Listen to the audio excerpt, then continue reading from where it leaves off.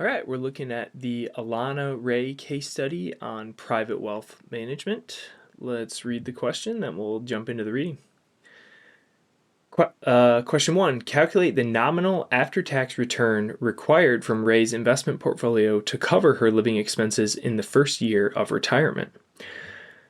So just looking at this right off the bat, we're going to have to calculate that return required. We're going to need the living expense amount, and then we're going to need to know how big her portfolio is or is expected to be. And then we can kind of, basically we'll just divide the living expenses by the portfolio, and then that tells us how much return we need to kind of cover all those expenses without touching the principal. So let's start reading. Alana Ray, age 50, is the Chief Executive Officer of Invest Bank, a mid-sized boutique investment bank in Toronto. Ray expects that her portfolio, currently worth $5 million, okay, that's our portfolio value there, will generate an after-tax return of 11% per year for the next 10 years. She does not plan to withdraw from the portfolio until retirement, since she intends to maintain the lifestyle she enjoyed before retirement.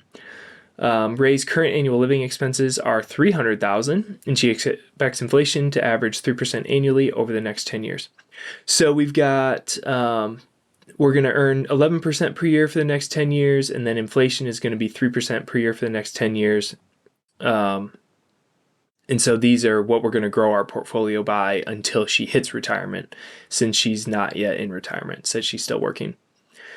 Let's keep reading to make sure there's nothing else important here. So Ray is subject to a tax of 35% on dividends, capital gains, and ordinary income, while her interest income is subject to 15% tax rate. She expects her tax rates on investment income, dividends, and capital gains to remain unchanged in retirement. So important here, it says after-tax return of 11%. So when we do our calculation, we don't need to include anything on the tax rates, since we're getting the after-tax return here. Ray does not have any dependents. However, she would like to set aside $1 million in Canadian equities today from her portfolio to give to her nephew, Rod Tyler, when he reaches age 35 in 10 years. Canadian equities are expected to generate an average return of 13% per year over the next 10 years. Okay, so this is important as well. So she wants to set aside 1 million in Canadian today. So we're going to have to take this 1 million away from the 5 million starting portfolio for our calculation. Canadian equities are expected to generate an average return of 13% over the next 10 years. Okay, so I think we've got everything we need now. Oh, here we go. Let's keep reading, sorry.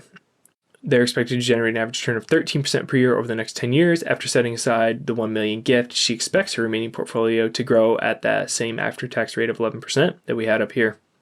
Over the next 10 years, Ray plans to retire at the age of 60 in 10 years, at which point she will begin drawing from her investment portfolio to fund her living expenses. So we need to figure out what these expenses are going to grow to based on the inflation of 3% until she gets to that retirement age, and what her portfolio is going to be at that age, and then divide the two. So a lot of information, but ends up being pretty straightforward. So those expenses, starting expenses, are $300,000. We're going to multiply that, compound that at 3% annually for 10 years, brings our total to just over $400,000. And then our portfolio value, we're taking 4 million because we have 5 million, we're setting aside 1 million. We're compounding that at the 11% after-tax return for 10 years, brings us to about 11.3 million. So our return that we need is going to be that 403 number divided by our portfolio value, which gives us about 3.55% so that's the return needed to basically earn enough to cover all the living expenses without cutting into the portfolio value at all. Question 2. Determine whether Ray has an average, above average, or below average ability to take risk. Justify your response with 3 reasons. So we read to right here, and I think we have enough information to answer the question. Let's read a little bit more just to make sure we don't need anything else in these last 2 paragraphs, but I think we'll be okay. Canada currently imposes a gift tax of 40%, but the gift tax is expected to decline to 30% in the next 10 years. When Ray gifts the amount to Tyler, Tyler will be responsible for paying the gift tax. Tyler investment portfolio. So it looks like we're looking at Ray's nephew now. Okay, so do we have average, above average, or below average ability? I'm going to pull in our answer here, which is going to be above average, and we'll talk through those reasons. So my first reason, from the first question, we kind of came to the conclusion that our retirement draw rate is only going to be 3.55%. So she has, you could say she has a large spending amount of $300,000 a year. But by the time her portfolio grows over time, and maybe this return assumption is a little aggressive, but assuming she gets that return assumption plus her spending, this is a low percentage of her portfolio to kind of spend every year. In theory, she should never really run out of money. So this leaves a high margin of error, therefore high ability to take risk. Second thing is she has no dependents. So because she has no dependents, there's a lot more flexibility likely in her spending, and like she's giving her nephew $1 million, so if something goes wrong, she could always kind of not give the gift essentially, because she needs to kind of cover her own expenses. So she has no dependents, so she's likely able to adjust spending more easily in bad market years, therefore more ability to take risk. And then lastly, long time horizon, 10 plus years to retirement where no portfolio draws are taken. And I put 10 plus years because even in retirement, she's going to be invested, if her life expectancy is 10, 20, 30 years beyond that 60 age retirement. So we've got a long time horizon, which usually is helpful for ability to take risk. Question 3, given Alana's risk tolerance, which we kind of determined in the last question to be above average, determine the protection she should purchase to minimize longevity risk. Justify your response with one reason.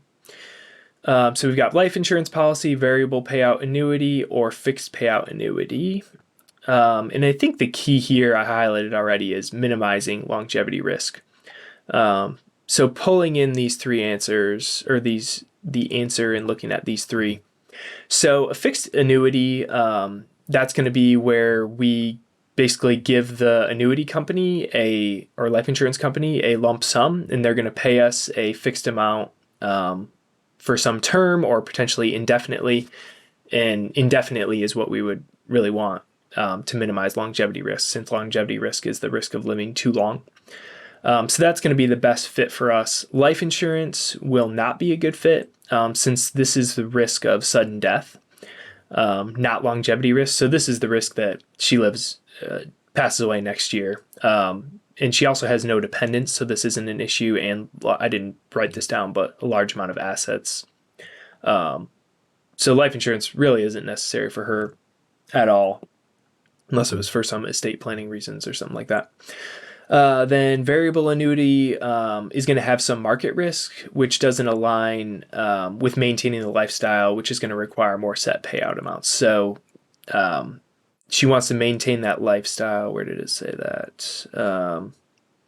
Maintain the lifestyle she enjoyed before retirement. So since we want to maintain lifestyle, we want a more kind of fixed payout to kind of make sure we keep that over time. So fixed payout annuity is going to be our answer there. So we get 1 point here, and then we'll get 2 points for the reasoning behind that. Question 4, determine the category of capital that most likely dominates Tyler's portfolio at present and justify your response.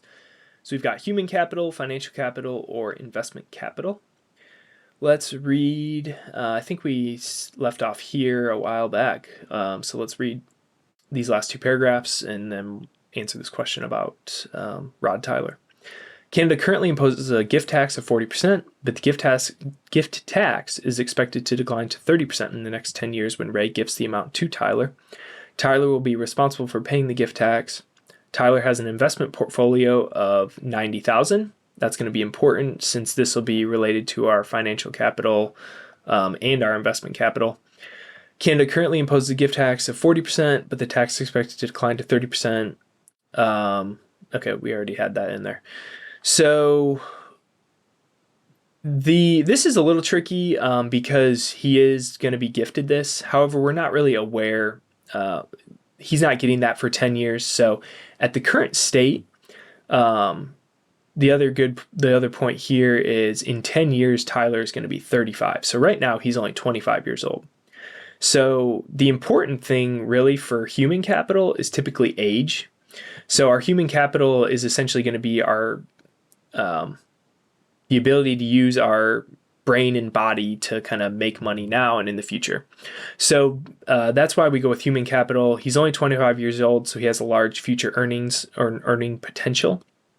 And then we can rule out financial and investment capital since its portfolio is 90,000, which is nothing to sneeze at $25. But this is pretty minimal compared to his future earnings or earning potential. Hopefully, he's earning far over that over his lifetime of working. So 1 point for human capital, and then 2 points for the explanation there.